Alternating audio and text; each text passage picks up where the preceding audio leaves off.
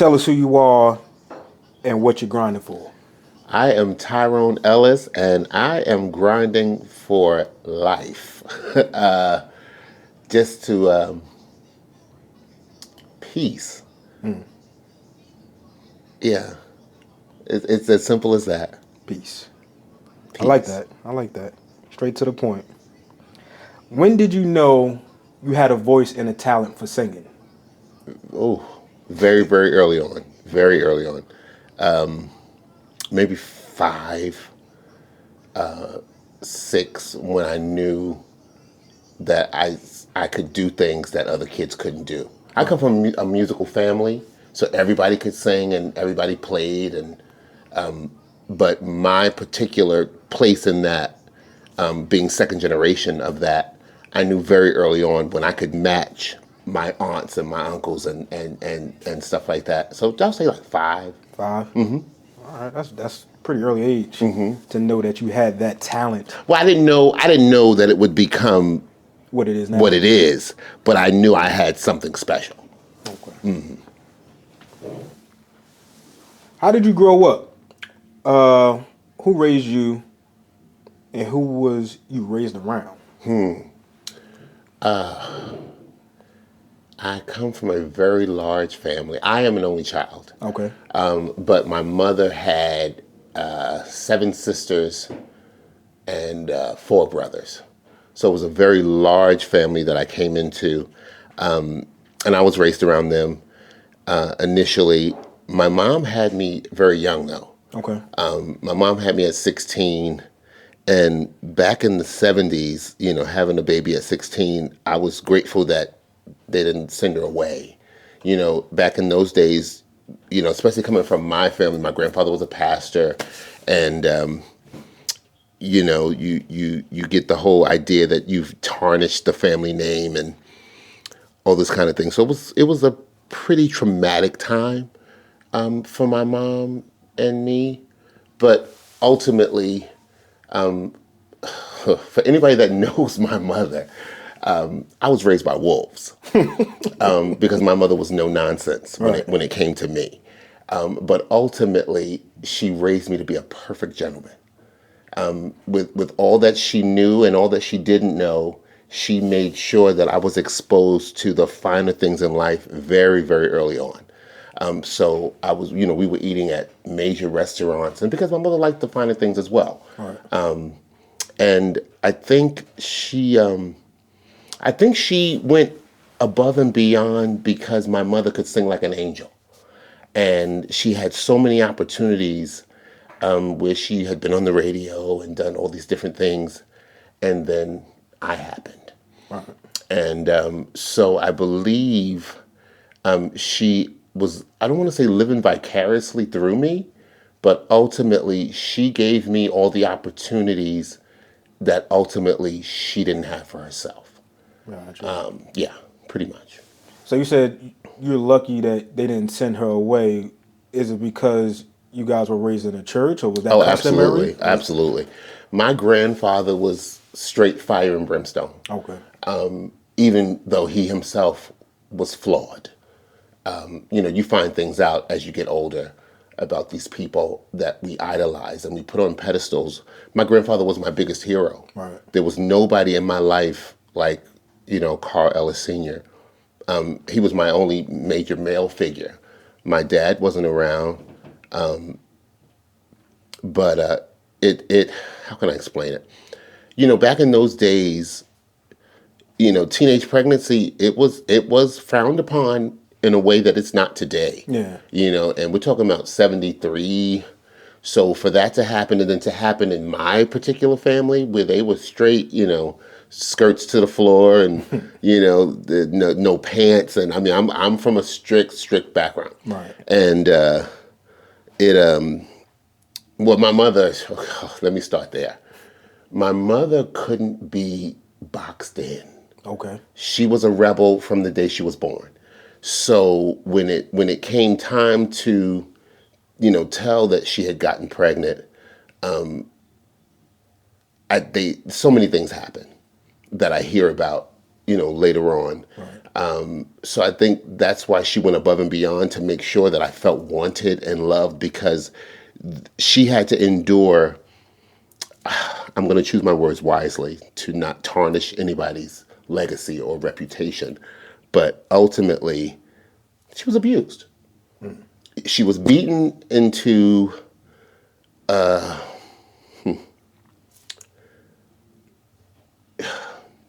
Cooperation. no, she was to submission. Cooperation and submission are very different things. Right. And she was, they tried to. Well, you're 16, and my Uncle Kenny, God bless him, my Uncle Kenny tells a story of, that I almost didn't make it. That ultimately they beat her when she finally came clean that she was pregnant. They beat her ferociously and then sent her to bed. And nobody knew that apparently she started bleeding. And again, coming from a large family, everybody was told, don't go in there, don't check on her, don't feed her, don't give her nothing. Wow. So she's laying in this bed, and apparently, I don't know, something made my Uncle Kenny, who has been my ace since then because he's been taking care of me since the womb. Yeah. He went in to check on her, and there was a pool of blood that she was laying in. And my grandmother comes in. Again, I'm not here to tarnish anybody's reputation, but this was the time that we lived in. Right. And people do what they know to do. So when you come from the South and, you're one generation from sharecropper, slave, that kind of thing, all you know to do is beat. Right. That's your solution to everything. Right. And so they left her there, and basically she almost died. By the time they finally got the idea that this wasn't going well, because again they had beaten her to that point, she ended up going to the emergency room, and by that point, here I come.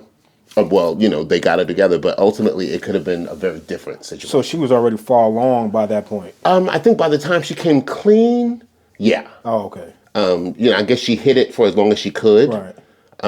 But by the time she came clean, it was, what it was. Well, who was your biggest supporters back then, and as you were coming up, and how did they help you in terms of making decisions in your life and the career choices that you've made?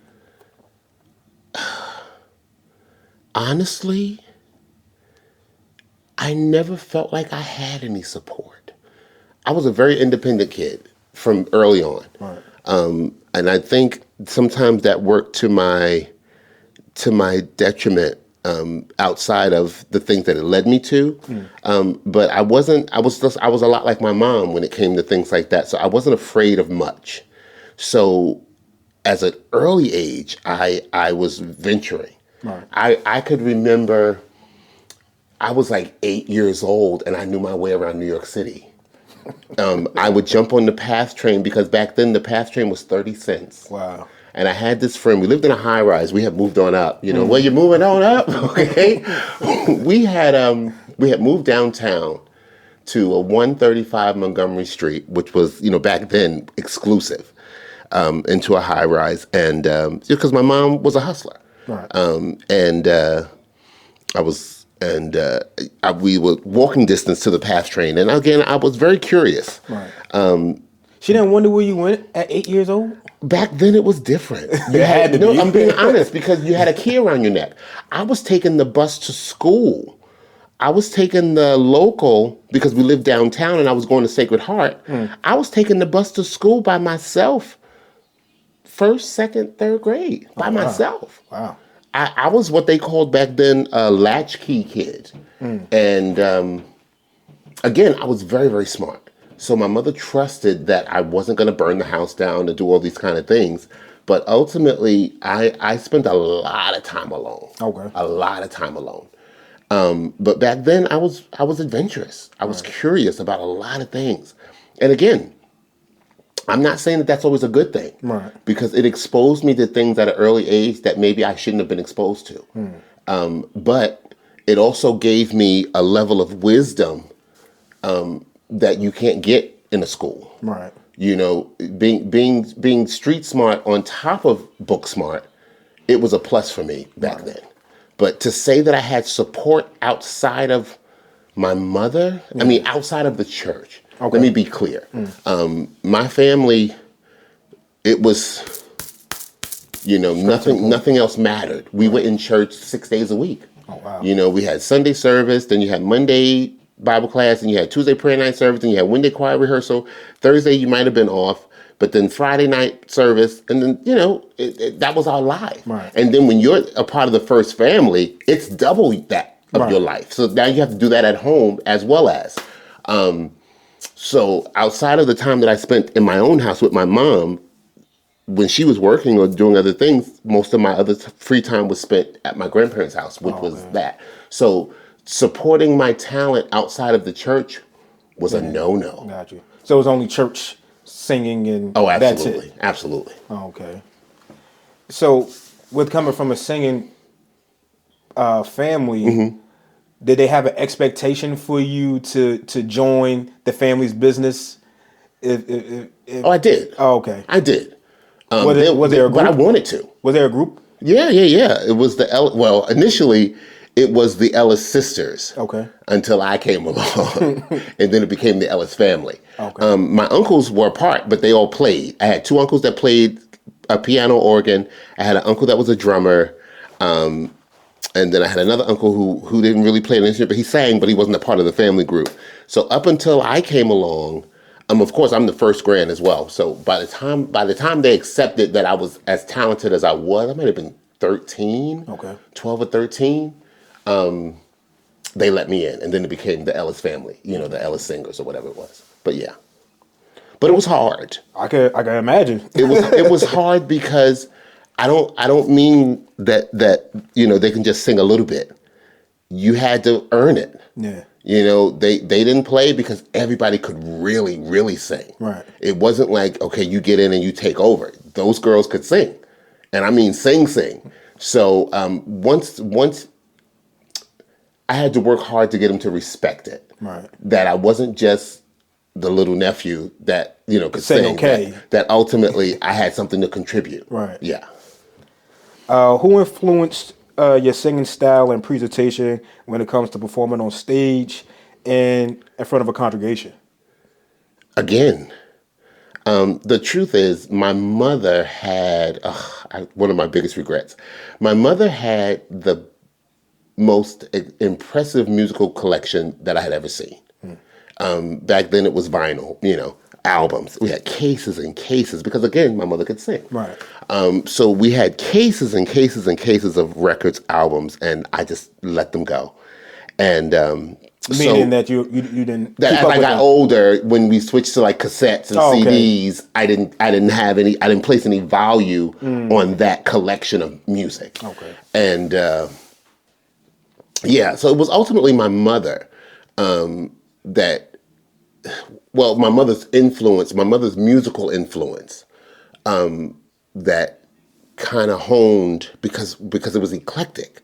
So she would go from gospel to Stevie to Earth, Wind and Fire, and these are records that played in my house continuously. So my musical ear, even now, like I have friends that will say, listen, from the time we was young, your ear was always different. Right. And that's because I was overexposed to a great amount of music early on. That helped you out. No question. No question. Now, singing in church, again, I came from a church where, okay, maybe because of the time that I came to my family, like my placement in what was happening there,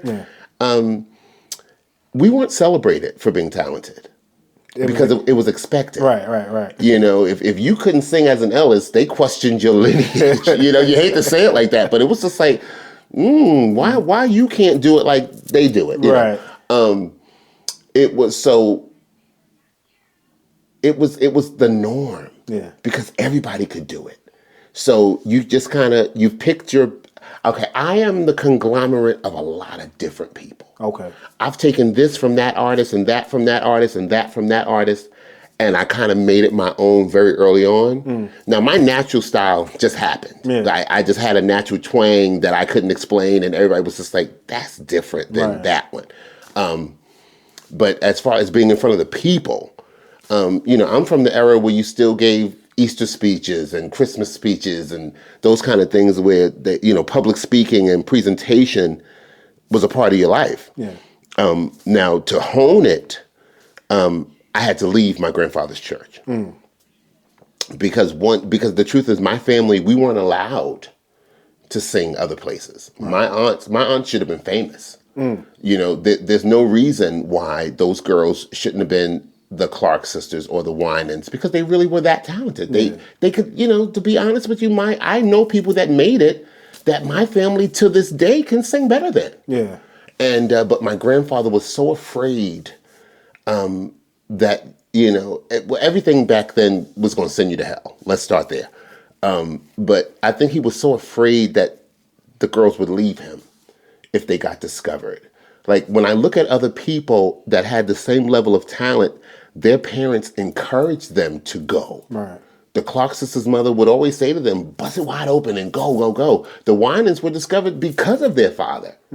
But my grandfather, he didn't have that wherewithal to push them in that direction, because I think once you yourself get freed, I don't want to get spiritual and say delivered, but once you come out of something, that's your biggest fear, is that has to come back to you in some way. Okay. So because my grandfather was who he was before he found the Lord and before he became a pastor and this, that, and the other, I think he was afraid that my aunt's becoming exposed to more than just our church and our organization and our people, that, it would be to their detriment. Again, my mother was the catalyst to say, listen, you got something special. Right. So once I got to I think I recorded my first song was Jersey City Mass. I think it was 15. I might have been 15. I was in the choir. And that was the start of people. Well, no, I joined the Jersey City Mass Choir, but back then it was called the Jersey City Concert Chorale or something like that, with Alan Cherry. God bless you, Alan. And I was 13. And I think I sang with them for like a year or two before they recorded. Then it became the Jersey City Mass. Well, they were the Jersey City Mass, then it turned to the chorale, then it went back to the Mass. Okay. But I was young. And they were all in their 20s and 30s, and Brian Lucas and Tiny Lucas and all these people. And but I had been around some great influences. Right. I didn't sing with Mount Olive back then, but I made sure to be a part of everything that they did. And, David and his writing and his original and Kenton Rogers. And I mean, there was a slew of things back then that we could expose ourselves to. Names. Oh, yeah. No, I mean, but that was my circle. And I was 13, 14 years old. Again, I've always been this size, actually bigger, so I was this height, so people never really knew how old I really was. I got away with it for a long time of people thinking I was way older than I was. Yeah. How's church and your spiritual journey help set the tone for you, your mental well-being and navigating through life?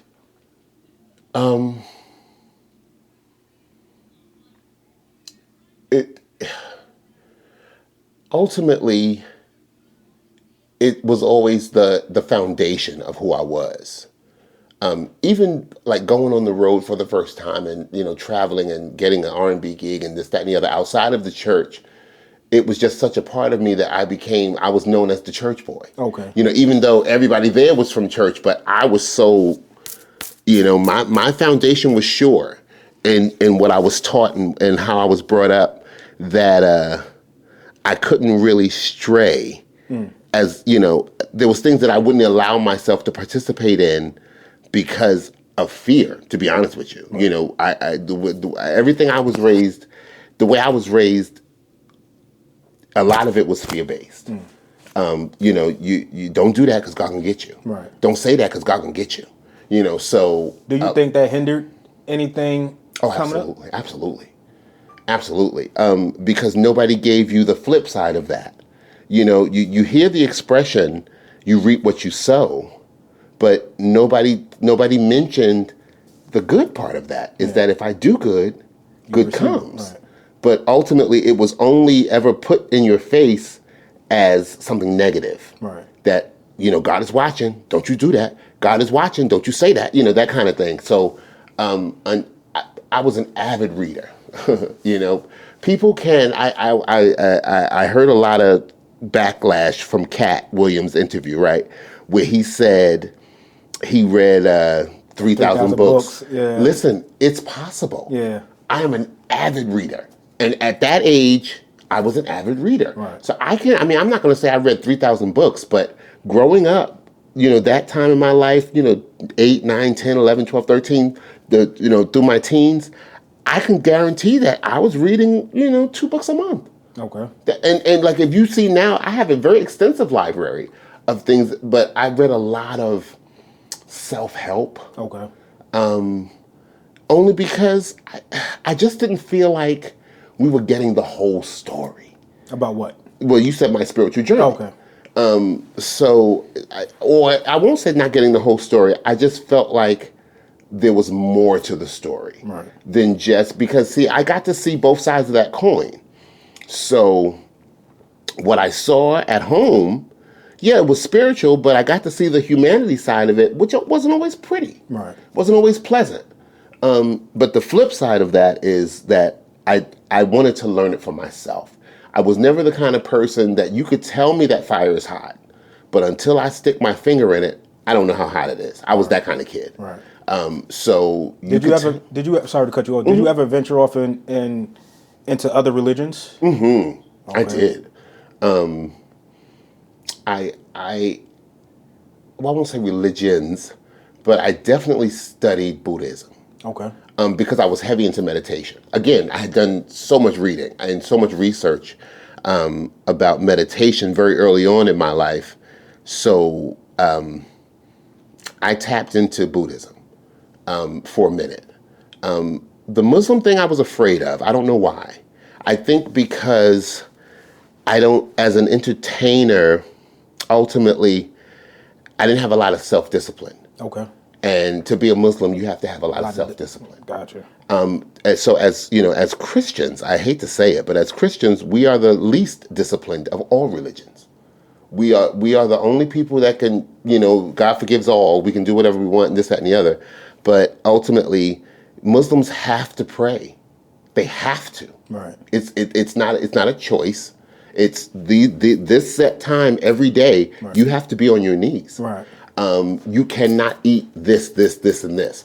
A lot of us as Christians, we know we shouldn't eat these certain things, and we can't even stay away from them for our own health, not anything spiritual, for our own benefit. Right. So with that, for me, it was, again, with my reading and learning and studying, I just knew that there was more. There was so much more than just what I was coming from, fire and brimstone and that. But as far as religions go, I definitely dabbled in some Buddhism.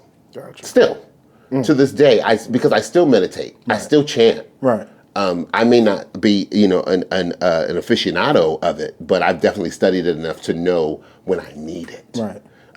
When I get out of my own head or when I get out of sorts, it works. You know when to incorporate it into your life. No question.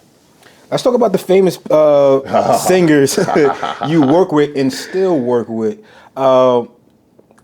Take us back to when you first started to get into that field of being a vocalist. A vocalist. And your first celebrity. I'll tell you. There's a story. My first play, my first professional gig where I was getting paid. Was a play called The Streets Can't Have My Son. I might have been 18, 19, somewhere in there, around that time. And I got to go on the road with this play called The Streets Can't Have My Son. And it was starring Vanessa Bell Armstrong and Jennifer Holliday. Oh, wow. And this was my first time away from home, on the road with people I had no idea. And I think there was one person that I knew, which was the person that got me the gig too. Donovan Jackson was the MD for this play. Okay. And Dana was in it, a girl that I went to high school with. She had a character in it, but other than that, I didn't know anybody else. No, Steve Spradley was in it as well. Oh. But this was years and years ago. But that was my first outing, and we were on tour, and it was my first Thanksgiving away from home, and I guess whenever you're on those kind of tours during those times, we used to go visit like church to church to church in the area just to get people to buy tickets because we were going to be in the town for an extended period. So it was like if a play was coming, they would be there for a week or they'd be there for 2 weeks or whatever to sell tickets. Back it was then a church play, or was it? It was a gospel play. Gospel play. Okay. It was a gospel stage play, and I did that, and it wasn't the best experience for me, but it kind of put the battery in my back. And then not too long after that, I went to sing for Bishop Jordan and Rev Run. Okay. That started a journey that endured maybe 10 years of the time that I spent with Bishop Bernard Jordan, and that was Rev Run, and I got to see Diggy and all these people as babies, Vanessa and all of them. I knew them as small children. Right. That was my beginning exposure. And then while I was there, actually in the process of this, a friend of mine had gotten a record deal. His name was K-Star, but he grew up in Jersey. So his name was Chris. And he had gotten a record deal, and he brought me in to do all of his background vocals. So the whole album was just me and him. But he was signed to Wyclef's production company. Okay. So back then, the Fugees were the hottest thing going. Right. This is before Lauren had even gone solo. Right. So I got to work with Clef, and then his brother and sister had a group called Melchizedek, and they were a part of that, that whole structure. So I got to work on that whole album. And we worked at a place called Chung King Studios, which was legendary back in those days. Like everybody had recorded there, like all the Def Jam records, and so it started really as a hip hop studio. Like a lot of hip hop was recorded there in the early days. So we went there to work, and I've never been afraid to extend my hand to something. Like I always get this feeling, and while we were there recording, of course, we were there, when you're doing an album, sometimes you're locked into these places for months at a time. Day in and day out, you're there 18 hours, 24 hours. Some people spend the night there because you get an inspiration, you're working on it, you fall asleep, you're working on it, that kind of thing. And back then, labels gave those kind of budgets to where, we would stay there 3-4 days at a time until we got it right. So I got to meet the powers that be, the higher ups, and they offered me a job. Like my personality, I've always been a talker. Right. And you would think, at that time, I had no formal education. I had left school when I was 16 years old. And officially, I was considered still to be a 10th grader. Oh, wow. Because I was an avid reader.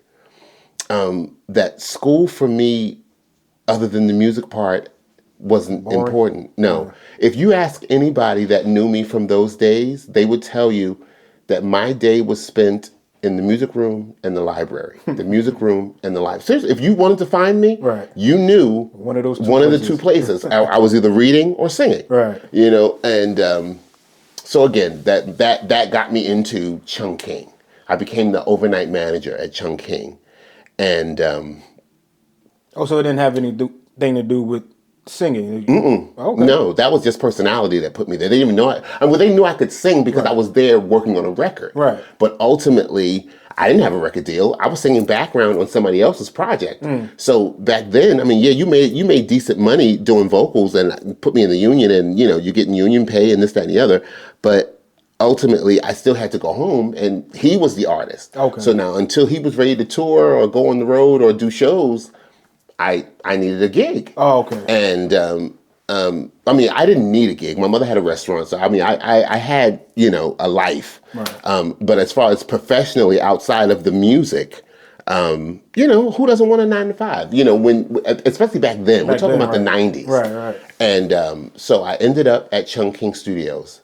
as the overnight manager, and that exposed me to everything. Like, I was there for the making of Miseducation of Lauryn Hill. I was a part of that. Right. That's where that entire project was recorded. So that put me in. Were you on a project at all? No. I didn't get to.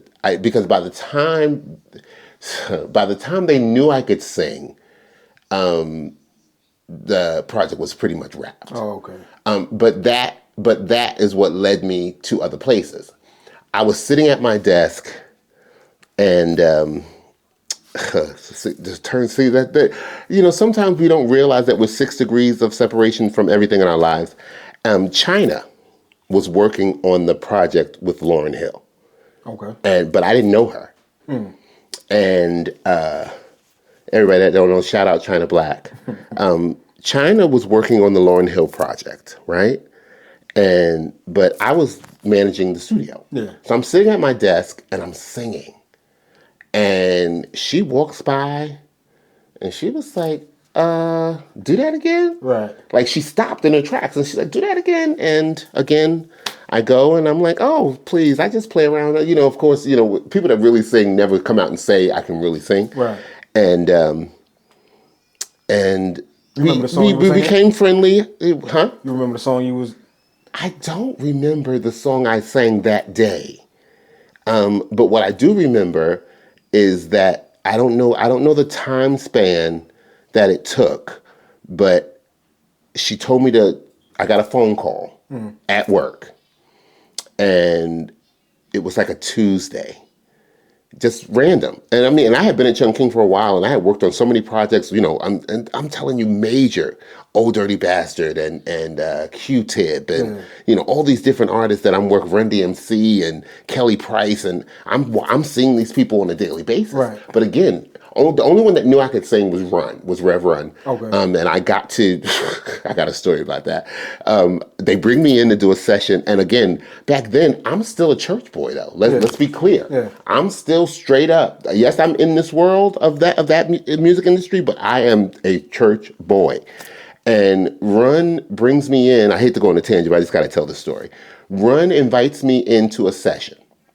They call, because he knows me from singing at church, but I guess he assumed because he didn't know I worked at Chung King. So when they came there for a session and he saw me, they were working on a song, and they were still, Jam Master Jay was still alive, and this, that, and the other. So it was still the three of them.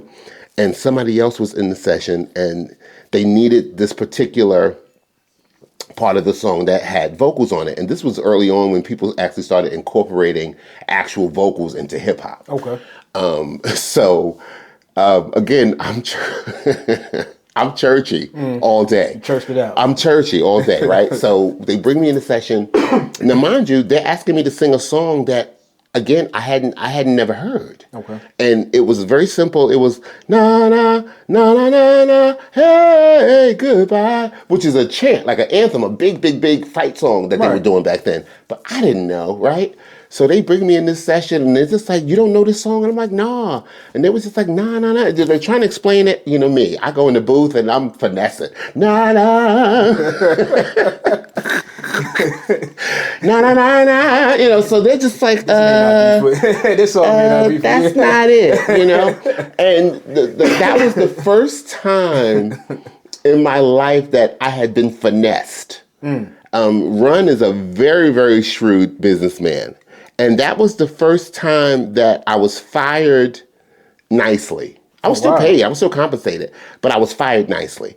Where he came in and said, after a few tries in the booth and a few takes, again, had they given me the record to tell me what needed to be done, I could duplicate anything. That was my claim to fame, that I was the one-take wonder. Oh, okay. That was my nickname. Whenever you brought me into a session, whenever I worked on a record, whenever, back in those days, you taught it to me, and in one take, I could get it and nail it and saved you a lot of money. Right. So that's why I was working a lot. People call it.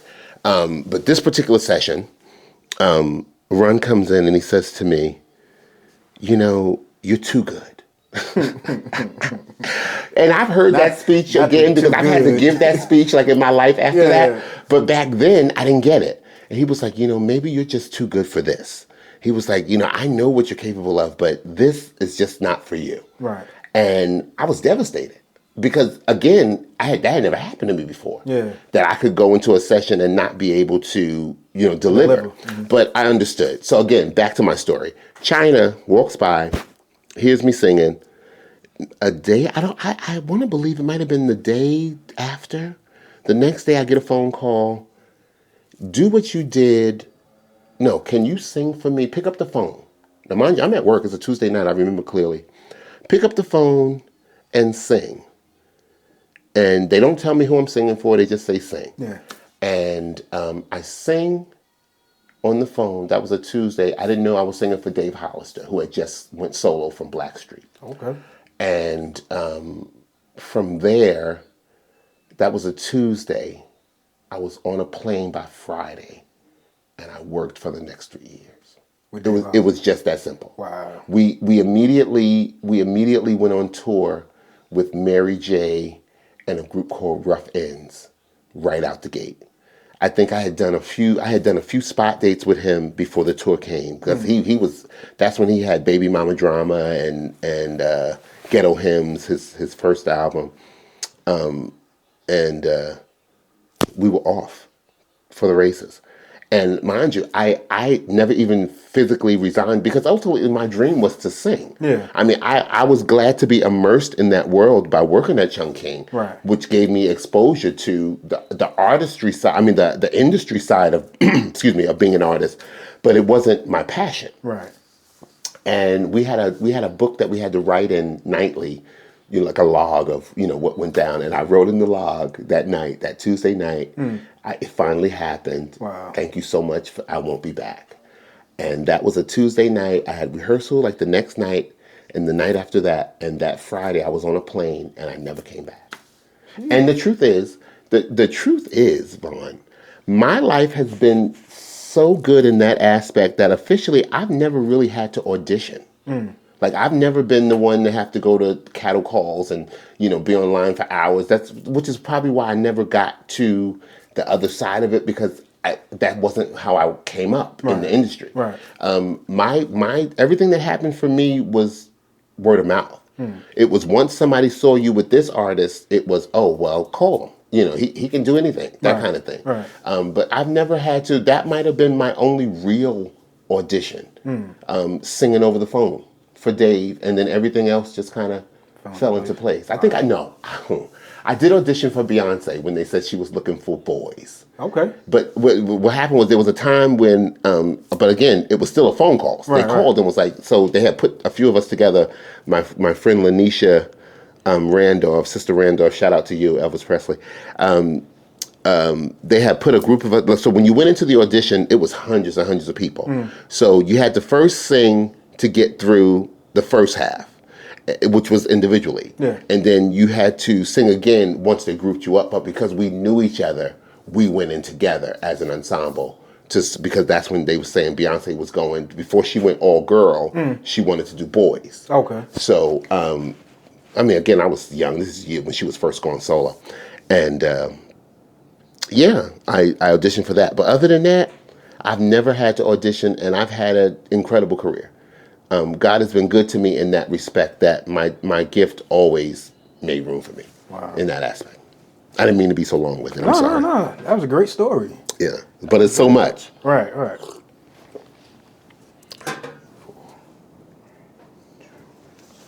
How does transitioning from church to secular music alter your mind state? Did it make you look at the world differently? No, not so much. Because my mother was so different than the rest of my family, I was already exposed to quite a different, group of people. There was always different types of people in my life. Secular music for me initially was just I was just a church boy that was singing secular music. My foundation was so sure of what I already knew and believed that ultimately, no, it didn't. it exposed me to things that I kind of knew was happening. And you got to remember back then, the 90s, like hip hop and R&B, the culture was sex, drugs, and rock and roll. Wow. You know, I'm not saying that's not what it is now, but it was way, way different. Right. I got to see a lot. I got to experience a lot. But as far as me and my particular foundation, no, there was no eye-opening, illusions of what I thought it was going to be, other than the business side of it. But as far as my spiritual journey and that world was concerned, I wasn't influenced at all. So it didn't alter your moral compass at all? No, I won't say that, because eventually it becomes a choice of what you choose to indulge in. The difference with me was I had limits, because of my foundation, right. Because of my spirituality. There were certain things that there was only so far I was going to go. Right. No matter what I saw, no matter where I went. I have some horror stories of things I used to be asked to do, on the road with a bunch of men, and you're the only guy that's not indulging in, certain things every night, city after city after city. You got, girls in every city, people in every city that, these people are seeing. Right. And, I was the guy that would go to the lobby in the morning to make sure everybody got home safe. Oh, okay. After being put out of a room that they don't know where they are in the middle of, believe me, I was that guy. You was the fixer. I was the fixer, but I was also the handler. Right. I people trusted me, because I didn't run my mouth. So and you didn't indulge, it didn't interest me in the least. Right. Not that. Not getting drunk, and I was the one that wanted to pray on the bus. I was that guy. But again, you back then, in that world, you still wanted to be accepted. Right. No, you wanted them to trust who you were as a person, but you still wanted to be a part of what was happening. Right. You wanted to be included in any way. So I was the guy that would, you with the band? Yes, I am. I want to meet such and such, and then I would, make it happen. Right. But then in the morning, it's breakfast time, and I'm got 10 chicks in the lobby that don't got no way home. You know what I mean? That kind of stuff. You call a cab. But yeah, this is way before Uber, right? Right. But yeah, I was that guy. But as far as my moral compass, I don't know if I was ever really compromised, other than making a decision to say, yeah, I'll try that. No, I don't want to do that. I might like that, or I might like that a little too much. But other than that, the foundation was really, really sure of what I knew and believed. Yeah. In that aspect of that. Did you feel like you had to put on like two faces in a sense? No. Okay. No, because coming in, everybody understood where I was coming from because I was green. Right. There was no question that in my first big gig traveling on that tour, people knew right away that was my first time out on that scale, traveling across the country on a bus. You got band members, you got the artist himself, you got managers and road managers, and we're talking about all men. Right. There was two girls initially. It was me and two girls, that went on that first tour, singing background for everybody. And, we... Was China one of those girls? Not initially, no. Oh, okay. Not on that first big. She was out with somebody else at the time. I think she might have been with Erica. I'm not sure. But back then it was, people knew. Again, because you have to understand, those bands were all built from church boys anyway. Okay. You'd be surprised how many of those bands, the MDs, was from church, and the, bass, guitar, drums, we were all church boys. Right. It was just that some of us were still church boys, that weren't overly influenced. Now, again, you chose to indulge in what you wanted to indulge in, right. But ultimately, my people trusted me again. So I was the one that if you were stressed out, I took you in the corner and we prayed. Okay. You know, I was that guy. Right. You know, I really didn't overly get wrapped up into all of that. I mean, I enjoyed it. Right. The flip side of it, you know, I was doing TV and radio and Soul Train and this kind of, you know, all that kind of stuff. So I enjoyed all of it, you know, the good parts of it. But I also saw the flip side, and I knew what I could handle and what I couldn't. How was the payback then compared to now? What you would have done differently with that money back then? Let me tell you something. Back then, we were making so much money. Honestly, again, it was different then. You know, for tours, we were getting like $3,000 a week plus $50 a day per diem. You know, all your food and your clothes and your everything was, you know, comped and sponsored, and especially when you're on a tour. And mind you, you know, you got to admit, I'm in my early 20s. You know, I'm making more money than most of the people in my family. Yeah. Now, you know, they're raping the people now compared to what we were making then. Yeah. And that's only because the generation now, they're so desperate for the opportunity, for the limelight, that there's no real standard. Back then, most of us were union. Right. Most of us were either SAG-AFTRA or you know, whatever it was back then. Explain to us what's the union. What does that mean? It changes your pay rate. Okay. Once you've done enough industry stuff that can be tracked through a label or, you know, credits or, you know, where you. But see that now it's different because ultimately you don't even see credits anymore. There's no liners, right. Liner notes where you had a CD where you could see additional background vocals by, you know, additional da-da-da by, you know, writing by. Right. Now, you don't see that because everything is digital. Yeah. But back in those days, in order to see real money, you had to be in the union. Because you could go into a session, right? And if I sang one line, right?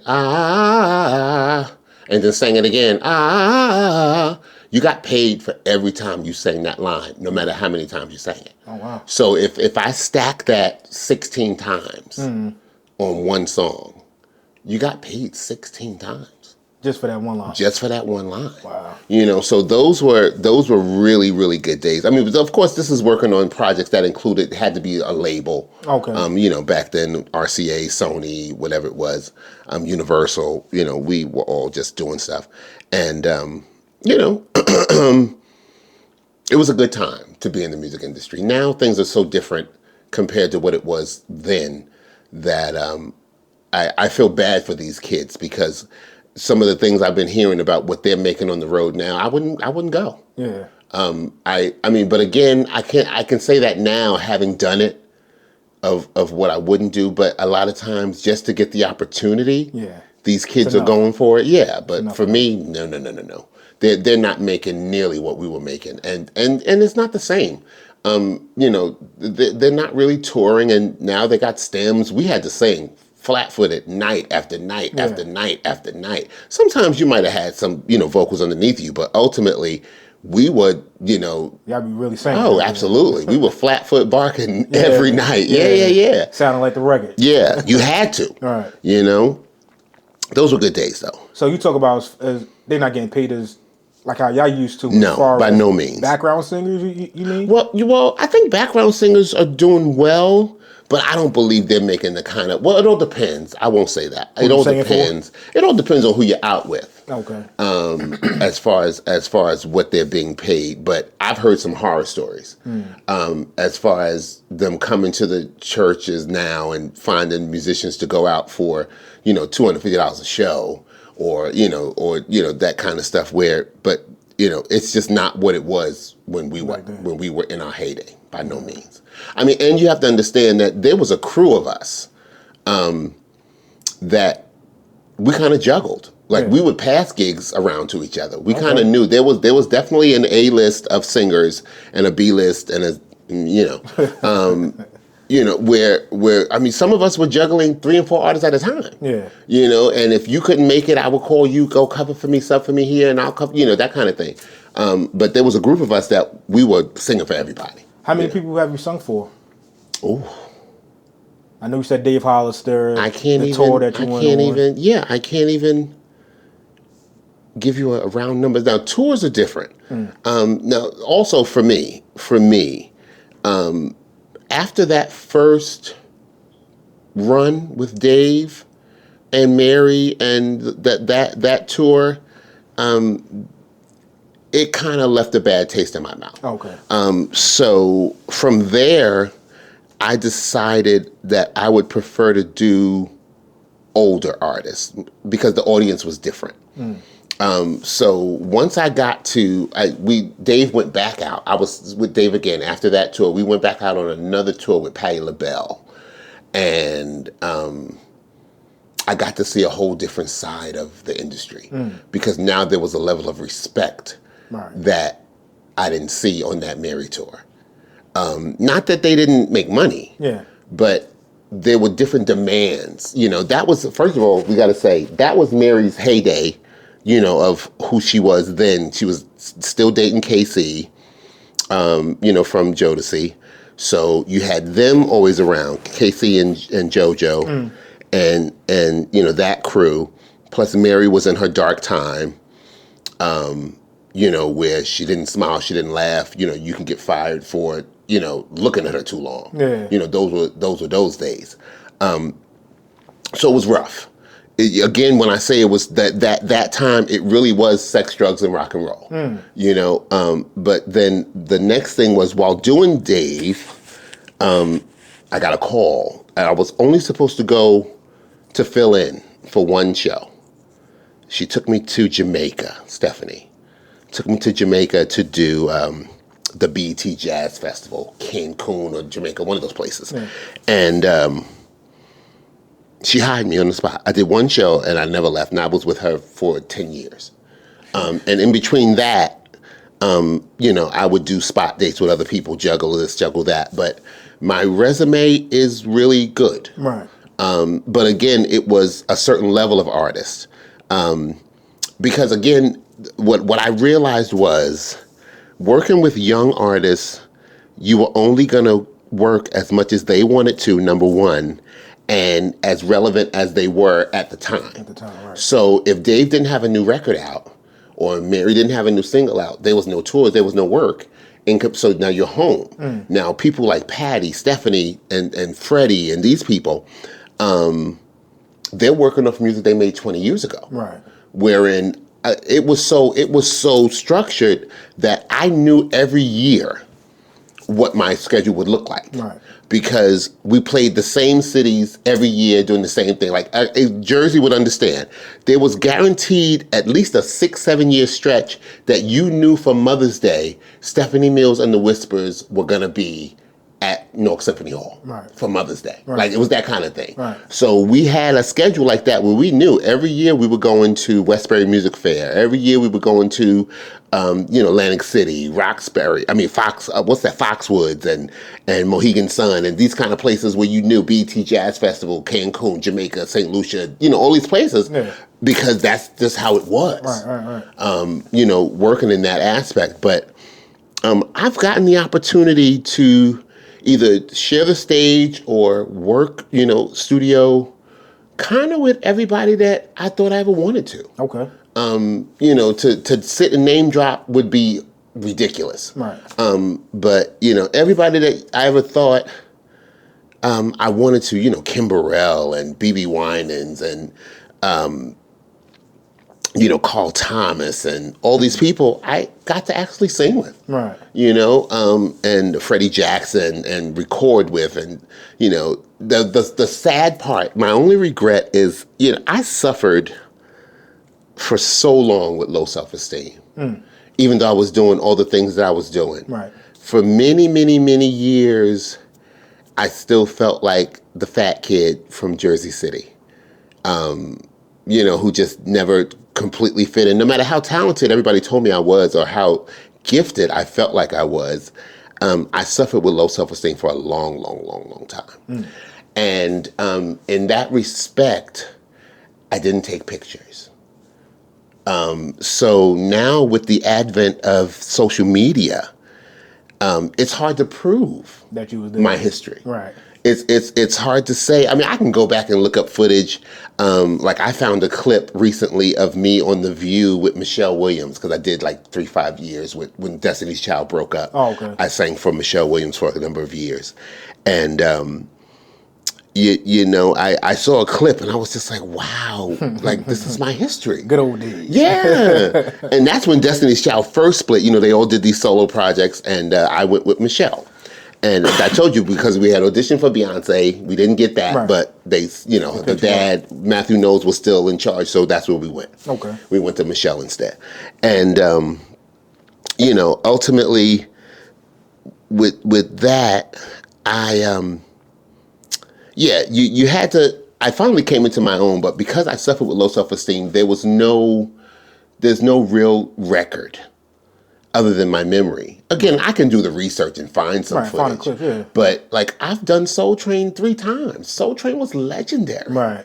You know, to say that I was just a boy from the hood, you know, granted, I was always, you know, well-spoken and, you know, self-educated. Right. Books, you know, I self-educated. You know, I didn't go to college and I didn't do any of that. But to talk to me, nobody knew that. Right. You know, you automatically assume, because I was well-spoken and well-read, right, that, you know, I had degrees, and people, that was always the first question, what college you go to?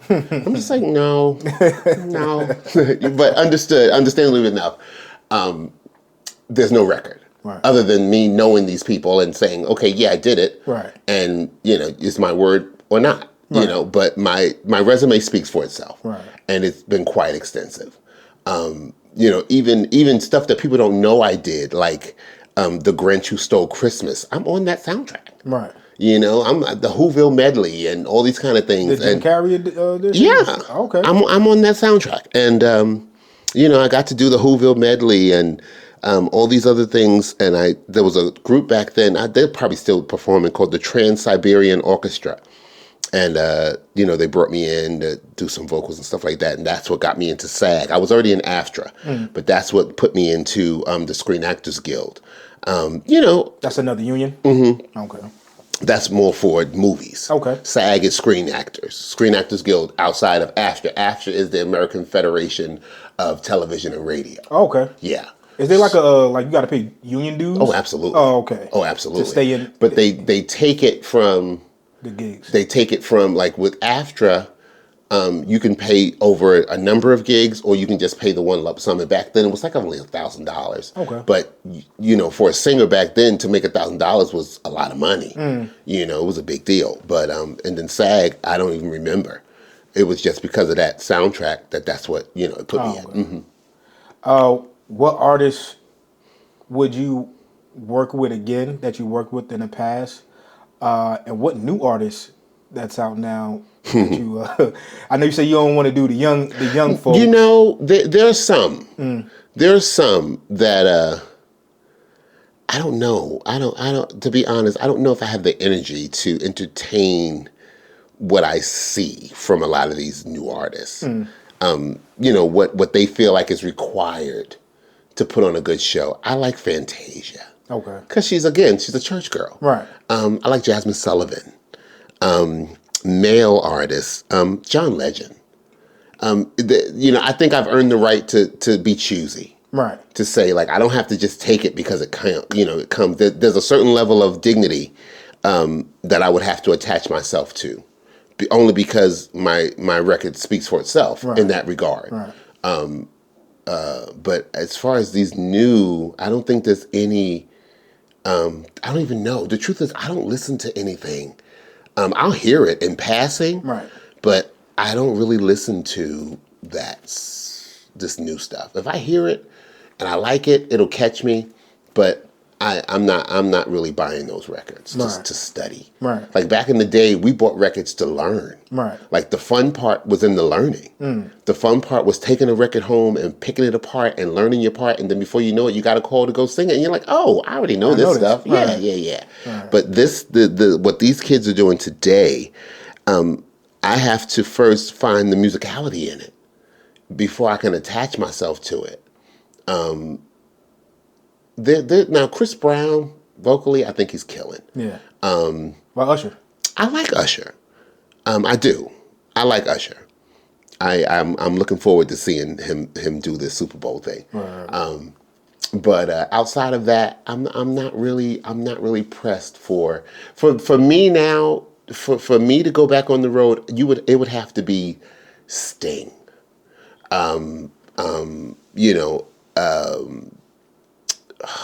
Lenny Kravitz. Okay. There's a certain level at this point that I just couldn't. I always wanted to sing with Tina Turner. I don't know why, but that was an idea of mine. Yeah. What about Seal? Rolling Stone, Seal. That kind of stuff. But as far as R&B is concerned, I'm not interested. Not really. I mean, I'd take it if it came the right way. Right. But to put myself in that environment, no, not at this age. Yeah. No. The truth of the matter is, you as a background vocalist, as long as I've been, you have to evolve. Yeah. And ultimately, the evolution becomes: do I do this for the rest of my life as a background vocalist? Now I've gotten into coaching and teaching and this, that, and the other. I've always maintained a life at church. Right. Meaning that for the last 25, almost 30 years, I have not worked in somebody's church. Straight through. I spent 10 years here, 10 years there, 5 years here, but that's always been a supplemental part of my career as well, working in ministry. Okay. Outside of, being allowed to travel and sing with these other people, but I've always kept a church. I don't want to say gig because people get offended with that, but for me, that's what it was. Right. I respected it as ministry, but it was business. Right. I was compensated well for being good at what I did. Right. People get real itchy about that calling church a gig thing. Yeah. But for me, I think it's based on your heart. It's one thing to treat it like a gig and not respect it as ministry, but I did both. Right. I wanted the business side of it to be handled as business, but I also respected where I was at all times. Right. I didn't play with God's people, and I didn't play with God's house. Right. You have your run of thinking you are who you think you are. So, you get a little chip on your shoulder, but that quickly goes away because life will find a way to humble you, Right. When things happen. But outside of that, I've always been okay as far as that goes. But artist-wise, these days, it would have to be of a certain caliber. Absolutely. Yeah. I don't blame you. To get me to go back out like on a bus and truck kind of thing. Right. It's one thing to call me in for a spot date. Right. To say, okay, come and do a couple cities, but to have me back in the day how I used to be, where you spent 6 months on a bus. Right. Looking at people's feet. Cramped up. Oh, come on. And I had a thing where I love that bottom bunk. I don't know what that was about me feeling grounded. You know me well enough to know I like the floor. Love the floor. I've always enjoyed sleeping on the floor and being, just comfortable like that. So I always chose the bottom bunk on these tour buses. But I was young.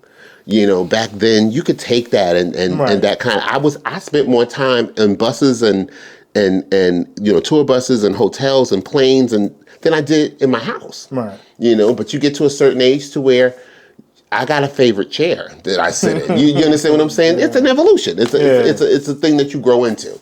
But that's abuse on your body having to deal with that. But see, when you're young like that, you don't see it like that. Right. I'm talking about now. Oh no, it would be now. Yeah. I would muster it. Don't be fooled for the right gig. I'd pull it together. Right. But I don't feel like I have to. So what I was getting to, I'm sorry, not to go on a tangent, the evolution of a background singer is, at this point, do I continue to do it, as this and busting and trucking and planing and training, or do I become an artist and say, okay, I am good enough, I will try this, I will be this, I will, do this publicly, officially, whatever. Or you teach. Right. Or you stop. I've never had to not do something musical. Right. That's been a blessing for my life for a long time now.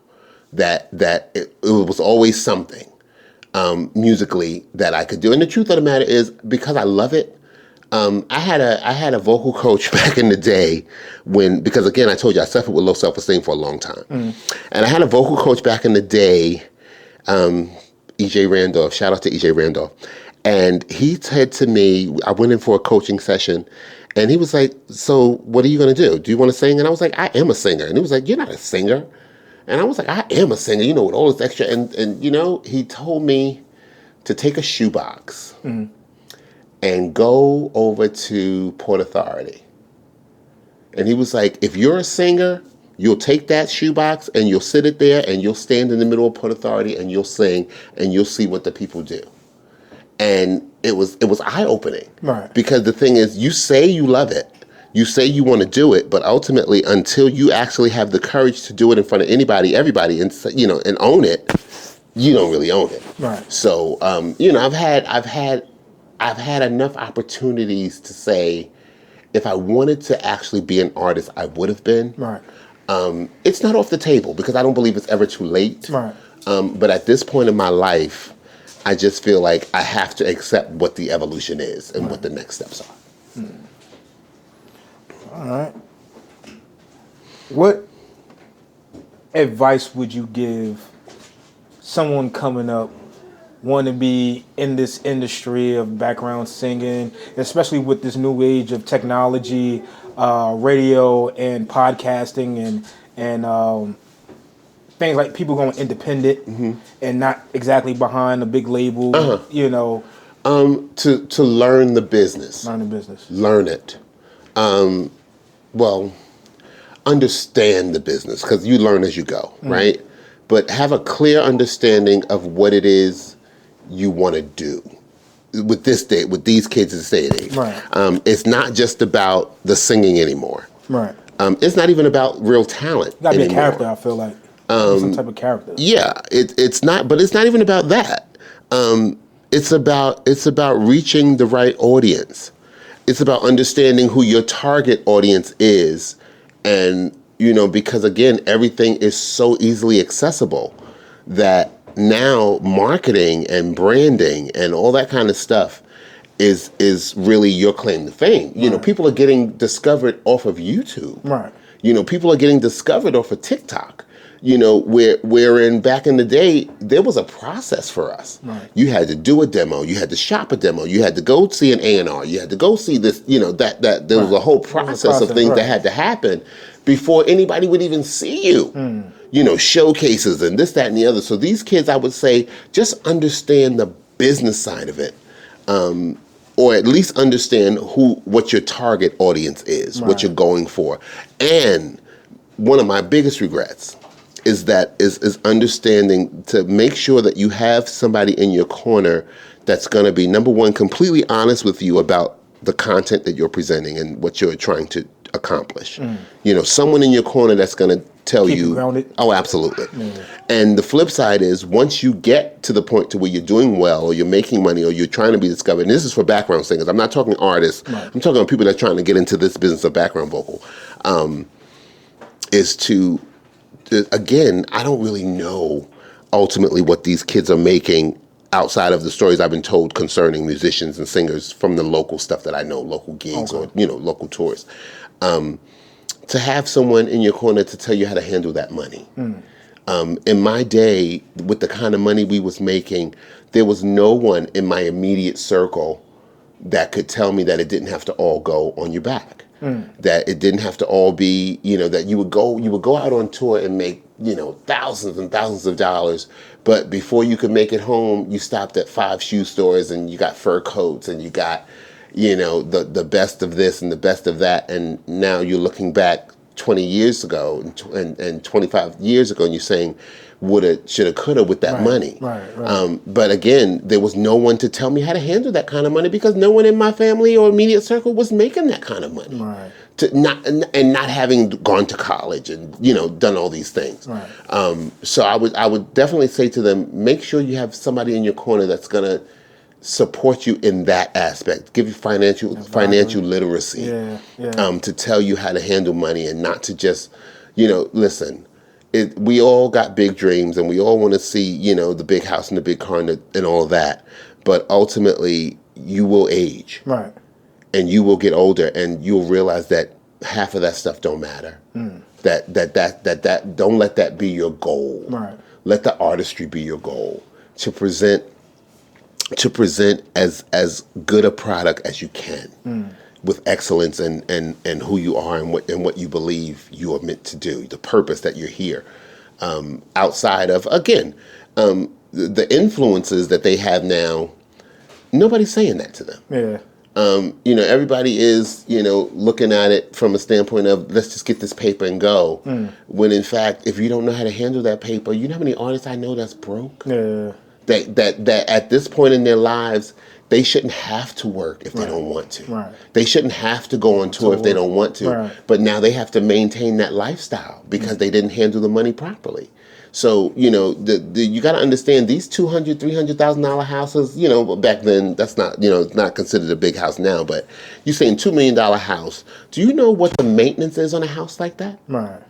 In comparison to, you still got to, you need a gardener, and you need a landscape, and you need, your water bill and your tax bill. You still have to generate major income to maintain these things, right, which is why a lot of these older artists are still working. Right. I mean, working harder than they should have to, is what I'm saying. Right. So again, I be true to your purpose, understand this business, but have people in your corner that will tell you the truth about how to handle yourself and your money, for sure. For sure. No regrets about it, but have someone there to say, listen, don't do that. No. Buy yourself a laundromat. I'm serious. Yeah. I wish somebody had told me that, because I would have done it. Right. The something, I mean, especially when you're still hood adjacent. For me, with all that I was doing, I still had, churches that I worked at locally or whatever, so I'm still hood adjacent. I still got friends around the corner. I still know boys on the corner. Right. I could have bought a laundromat. Right. Again, and see, for me, it was different because my mom owned a restaurant, so I could always make money. Right. I could come home after being away for 2 years and say, listen, I'm taking over. Right. And she let me. Yeah. You're going to come in and manage and so I didn't have that issue with that. But, there was still nobody to say, handle this with care. Right. And that's what I would tell them. Handle it with care. Respect it. Respect it, because gifts, these days, they come a dime a dozen. Right. Back in my day, there was things that made us feel special. Now, everybody can sing. Right. Or if you can't, we're going to make you sound like you can sing. I was just about to say that. It's different. We're going to make you sound like you can sing. Right. So, I say to them, know your craft, but also know the business. And have the right people in your circle, for sure. Well, it was a pleasure. It was my pleasure as well. It was a pleasure. It's therapeutic. Very much so for both of us. Yeah, indeed. We got to have you back so we can go deeper. Yeah. Because there's so much more. It's so much more. You'd be surprised. And honestly, I thank you for this because, I've had a few struggles in the last couple of years, and sometimes it can cause you to doubt yourself. Right. Knowing that I've been doing this so long and there's no reason for it, but it can cause you to question. Like, somebody came to me recently to give me some information about something that they had heard about me or that somebody had said, and again, I don't name drop because I don't have to. Right. So a friend of mine was like, I mentioned your name amongst these kids, and they was like, yeah, all right, and I'm saying, like, son, even with me being all right, you will never get the opportunities that I've already had. Right. Because it just doesn't work like that anymore. Right. Like, you'll never get to know that I've gotten to see the world several times over for free. Right. A boy from the block, Bidwell Avenue, that was, traveling the world and got to, where I was comfortable in these countries, and because I knew things. I had been there several times. Right. You knew your way around. Right. So I understand that. Yeah. So I understand that it's okay to question it, but you got to accept that this is who I am. and this is what I was born to do. Right. And I accept it, and I'm moving forward. And you know, I wish everybody well, a happy new year. And listen, thank you. It was a pleasure. Pleasure to have you. My godfather. Indeed. My pop. My dad. Indeed. Love you, man. Love you too.